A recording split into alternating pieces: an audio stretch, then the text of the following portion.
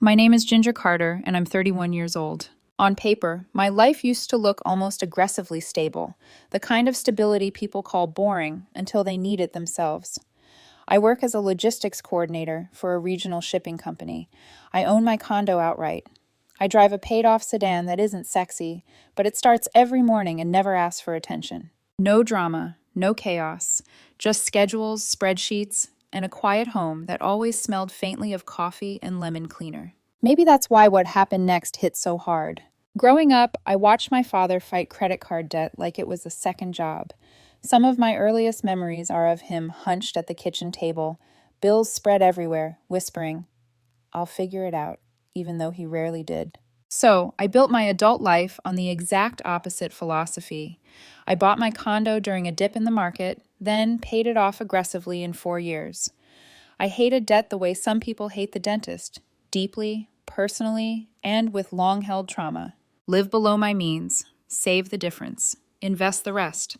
It wasn't glamorous, but it worked. Then I met Landon. He was 28, worked in social media management for local businesses, and had that charm that feels effortless, the kind that makes strangers laugh and makes you think he actually hears you when you talk.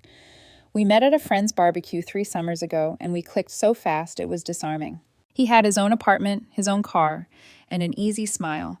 We split dates evenly. He teased me for being too responsible, and he never acted entitled.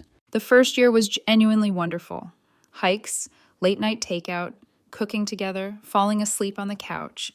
I'd catch him running his finger along the edge of a shelf or tapping the wall of my condo with this fascinated look. "You own this place," he'd say, shaking his head.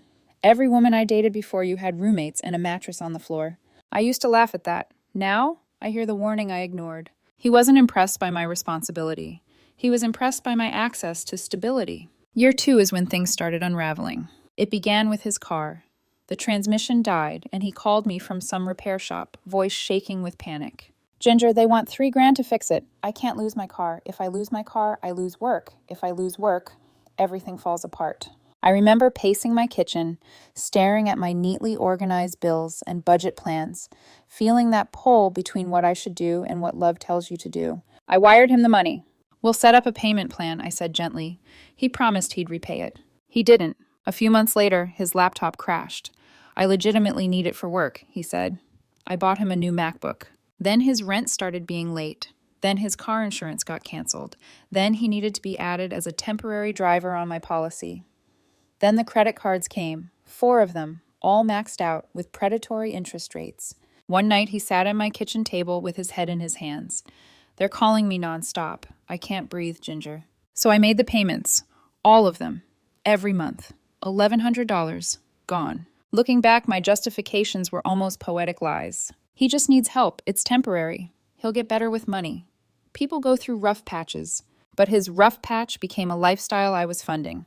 And then there was Amber, his best friend, and the gasoline to every small fire. She was single, bitter, and armed with an endless supply of Instagram quotes about knowing your worth and never settling for less. Every time Landon hung out with her, he returned with a new list of expectations. Amber says real men don't let their girlfriends stress about money. Amber thinks you should upgrade your car. She says she gets embarrassed riding in your sedan. Amber says experiences matter more than savings. We need a trip somewhere nice. I'd counter with logic. He'd accuse me of insulting his friend. The car comment hit hard. My sedan isn't glamorous, but it's safe, clean, reliable. According to Amber's worldview, Landon's value increased when I spent money showcasing it. The comparisons got worse. Jessica's boyfriend buys her jewelry, and he makes less than you. "Why don't you ever surprise me with anything?" I remember staring at him, stunned.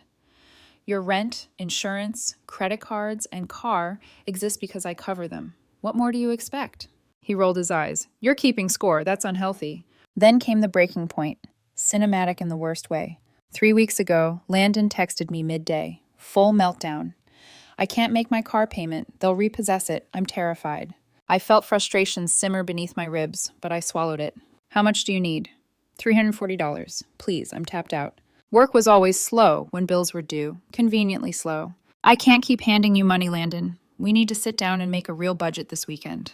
Instant defensiveness. "You're making everything complicated. I just need help, not a lecture." We agreed to talk that night.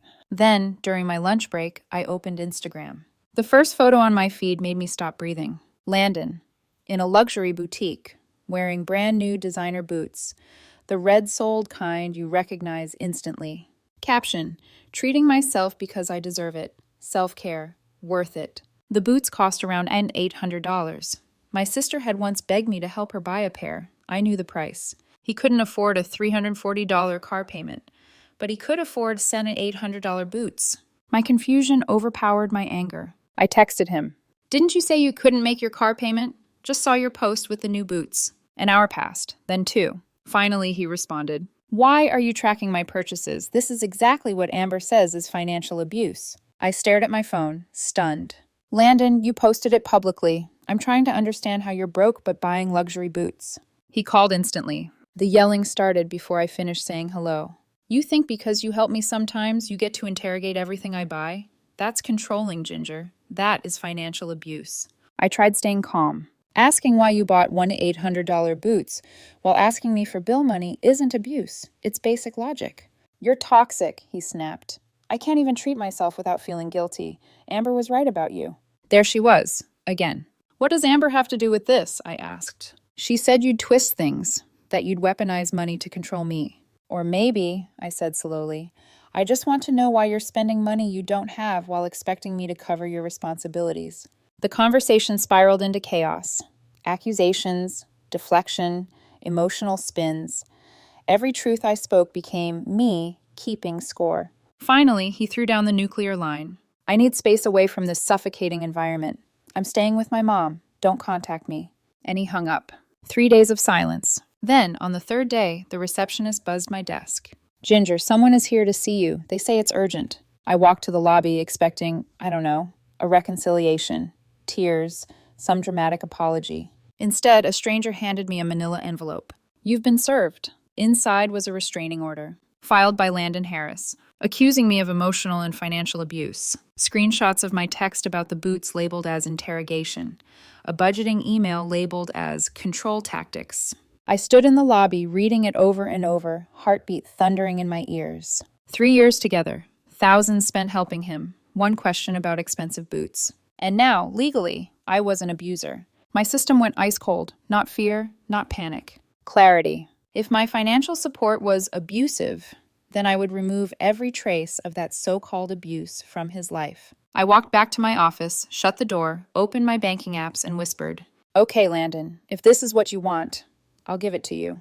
Then I began cutting every single financial tie I had to him. The moment I shut my office door, something inside me hardened. Not anger, not revenge. Resolve. If my financial support was framed as abuse, then the most respectful thing I could do, the most compliant thing, was to remove myself from every corner of Landon's financial life. It took exactly 90 minutes. First stop, the credit cards. I called each bank, my voice steady and professional. Hi, I need to cancel automatic payments tied to my account. I am not responsible for the cardholder's debt. They asked for reasons. I gave them one sentence. A legal situation requires separation. Cold, efficient, documented. All 4 cards, gone. My $900 a month back in my hands. Next, the car insurance. Please remove Landon Harris as an authorized driver. The agent paused. Are you sure? He's listed as, I'm sure. Within minutes, he was off my policy. Another $90 saved. Next, his lease. This one was big. I called the property management office and spoke with the leasing manager, Rita, a woman who had always been unfailingly polite. Hi, Rita, this is Ginger Carter. I'm the guarantor for Landon Harris in Unit 408. I need to formally withdraw as his guarantor, effective in accordance with the lease terms. There was a long silence. Oh, may I ask why? He filed a restraining order, I said plainly. He stated that my financial involvement was abusive. I'm complying with the separation requested. Another silence. Different this time. The kind where someone realizes they've stepped into a drama bigger than their pay grade. Well, she said finally, if you withdraw, Mr. Harris must independently qualify for the unit within 30 days or provide a new guarantor. If he cannot, he'll need to vacate or face eviction. That is acceptable, I answered. Please send written confirmation. Next, streaming services. Netflix, Hulu, Prime, Disney+. Every password changed. It felt like flipping switches in a dark room. Next, phone plan. He'd begged to be added 2 years ago. I removed him with one click. Next, automatic monthly transfers. Those quiet little drains. $300 here, $500 there, the ones he never acknowledged. Deleted. And with each cancellation, each severed tie, I felt something lifting from me. Not relief, not triumph. The weight of illusion breaking. By the time I finished, my office was dark. I hadn't noticed the sun go down. And then came the strangest part. It was quiet. Blissfully, unbelievably quiet. No needy texts, no emergencies, no "can you spot me just this once" messages. That night, for the first time in months, I cooked dinner for myself. An actual meal, not microwaved exhaustion. I watched a documentary. I slept. I dreamed of nothing. The restraining order had a surprising side effect. It was the most peaceful 24 hours I'd had in years. Then came the call. Saturday morning, 8:02 a.m., unknown number. I answered, still half asleep. "Ms. Carter, this is Bradley. I'm Landon's attorney." My spine straightened instantly. "There seems to be a misunderstanding," he said. "Several of Landon's financial accounts have been closed or disrupted." "I simply stopped making voluntary payments," I replied. "As the restraining order states, I cannot have contact or involvement in any form. Financial support would qualify as involvement." Bradley hesitated, recalibrating. "Yes, well, my client depends on those payments. He is in a difficult situation now." "That is between him and his creditors," I said calmly. He made it clear that my financial participation was unwelcome, even abusive. So I'm respecting his boundaries. "Ms. Carter," he tried again, "Landon is willing to amend the order to allow—" "No need," I cut in. "I am fully complying. No contact means no contact, financially or otherwise." He sputtered, but he knew I was right. When we hung up, I made coffee and stood quietly in my kitchen, aware for the first time that my hands weren't shaking. Then came the messages. Not from Landon, he couldn't contact me. From Amber, Sophie, Rachel. Women who treated our relationship like a group project they'd been personally assigned. "How could you abandon him like this? He's terrified and broke. Are you proud of yourself? You're proving the abuse claims are true." I didn't respond. I simply screenshotted each message, because they counted as indirect contact, a violation of the order. They were digging Landon's grave for him, one angry text at a time. Then came the storm. Amber posted on Instagram, "When toxic partners weaponize money to punish you for calling out abuse, this is what financial manipulation looks like. Stay aware, queens." Dramatic, predictable, but she made a fatal mistake. She included screenshots of her conversation with Landon. Screenshots that showed he expected me to keep paying after the restraining order. He thought it would teach me a lesson. He admitted the restraining order was purely to make Ginger realize how serious I am. Someone sent those screenshots to me before Amber panicked and deleted the post. I forwarded them to the attorney I'd hired, a civil litigation specialist named Mitchell. He called within minutes. "This," he said, voice tight with excitement, "is gold. He just admitted the restraining order was a manipulation tactic, not a safety measure. If this goes to court, we're walking in with fireworks." And then, the fraud. On Tuesday, my phone lit up with a call from the apartment complex. It was Rita again. "Ms. Carter, I need to inform you that Landon has not provided new qualifications or a new guarantor. He now has 23 days remaining." "Thank you," I said. "Please proceed." Rita hesitated. "There's something else." A chill crawled up my spine. "Landon's mother, Patricia, came in today. She attempted to submit a guarantee renewal form with your signature." My blood ran cold. "Excuse me?" "We have your original signature on file. What she submitted did not match. And we have security footage confirming she signed it herself. Patricia committed forgery to keep her son's lifestyle intact." Rita continued, voice tight. "We have forwarded the matter to our legal team and contacted the police. Would you like copies of everything?" "Yes," I said. "Send all documentation." When I hung up, I didn't feel fear. I felt something far sharper. A realization. This wasn't just Landon. This was his entire family. And they had done this before. But that truth wouldn't fully reveal itself until later. For now, all I knew was this. Landon lit the match. His mother carried gasoline, and Amber danced beside them with a torch. I had simply stepped away, and the fire was beginning to consume them instead. Patricia's attempted forgery should have shocked me. It didn't. By then, nothing about that family surprised me anymore. What did surprise me was how quickly things escalated after the police got involved. The arrest. The next morning, I received an email from Rita with the subject line, "Update on the incident." Inside, Patricia Harris was taken into custody this morning on charges of forgery and attempted fraud. We are forwarding all evidence to your legal counsel for your protection. I set my coffee down and stared at the screen. Landon's mother, the woman I'd met twice, who always wore knockoff designer bags and a stiff smile, had been arrested because she tried to forge my signature to keep her son in a luxury apartment he could not afford. It was almost grotesque, the level of entitlement. But it also illuminated something heartbreaking, in a distant, clinical way. Landon didn't learn his behavior. He was taught it. By a mother who believed manipulation was a survival skill. The mother strikes back. That afternoon, I got a message on LinkedIn. The most unhinged place someone could possibly violate a restraining order. It was from Patricia. Ginger, this is ridiculous. You're destroying my son's life over a misunderstanding. A real woman would fix this. Stop being vindictive and do the right thing. I took a screenshot and forwarded it to Mitchell, who replied, "Wonderful. This is harassment and a violation of the order. Their side keeps handing us ammunition." The unraveling. Once I removed myself financially, Landon's foundation crumbled faster than I anticipated. On Thursday, his car was repossessed. Amber, in full dramatic glory, posted a story. When abusers take away your transportation to isolate you, the comments section revolted. People pointed out the obvious. If I took the car, that means I was the one paying for it. So how exactly was he being financially abused? Amber deleted the story within the hour. Free fall. The next domino fell 2 days later. All 4 of Landon's credit cards started declining. He had maxed them out in a desperate, frantic attempt to maintain his lifestyle. New clothes, fancy meals, electronics.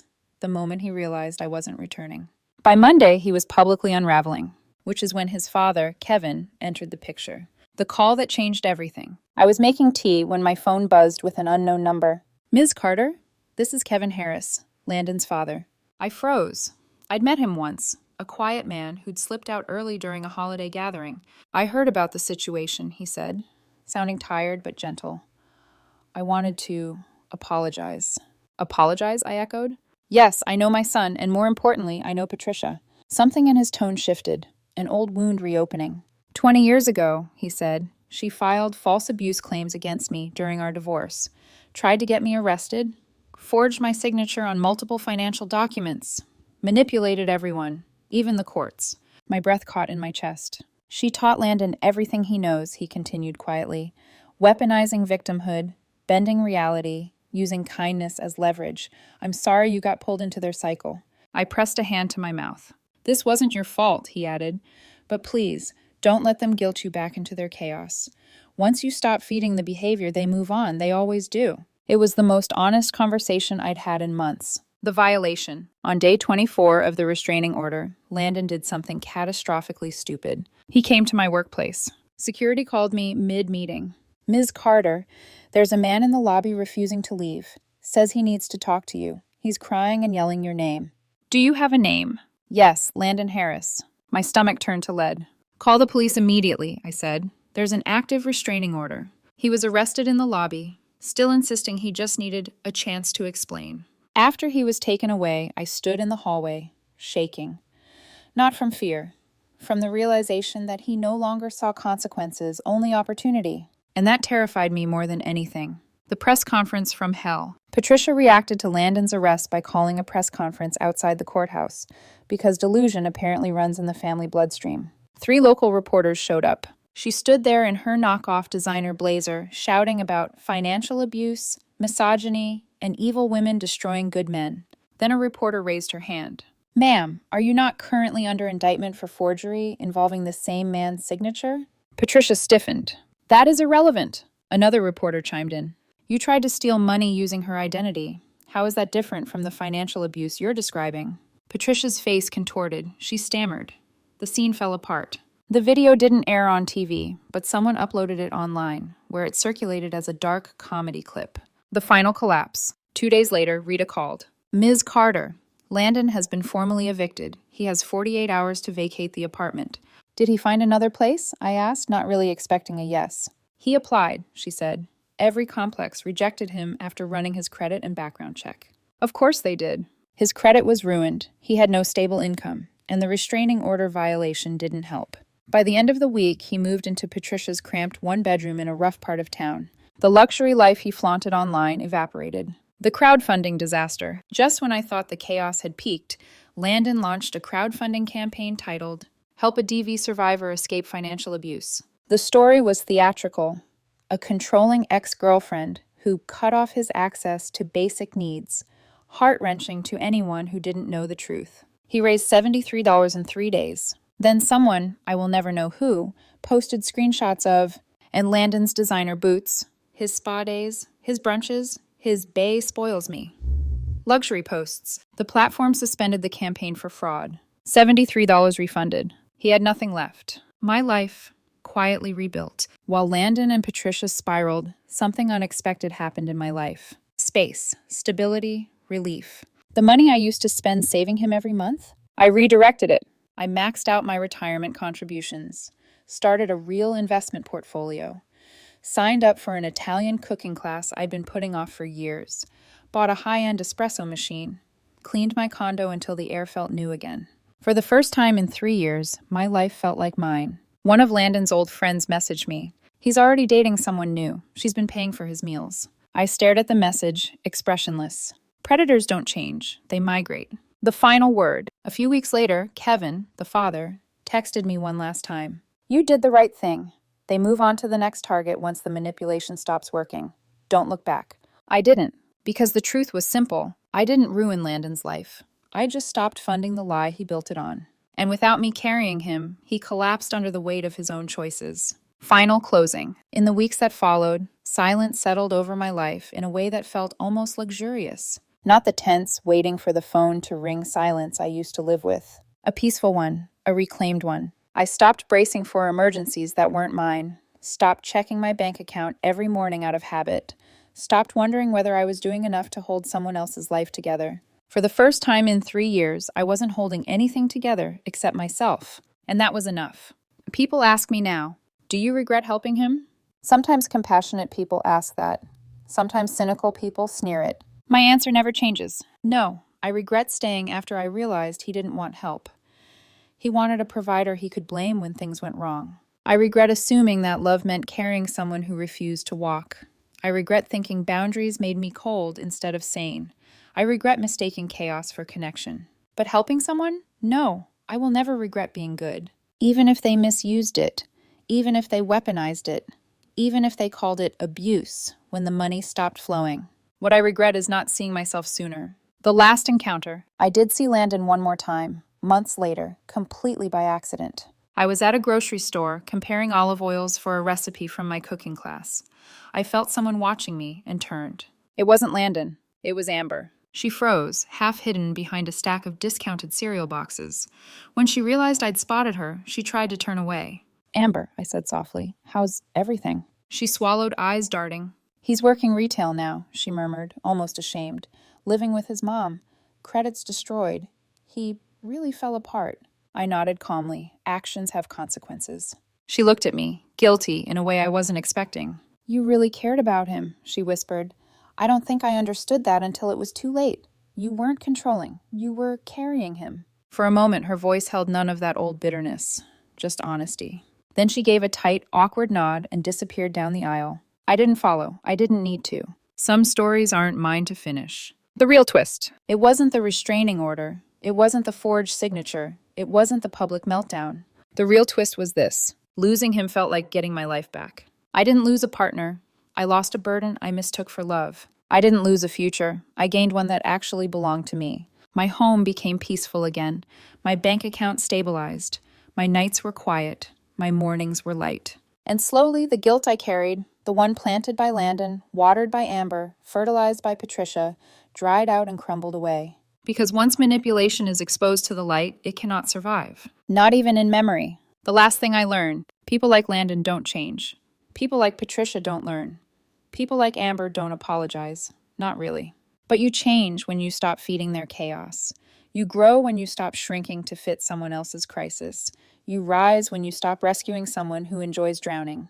And eventually, beautifully, you learn this truth. Walking away isn't cruelty, it's self-respect. And sometimes the most powerful form of closure is simply no longer carrying the person who tried to break you. I didn't destroy their world. I just stopped being the scaffolding that held it up. And I never looked back.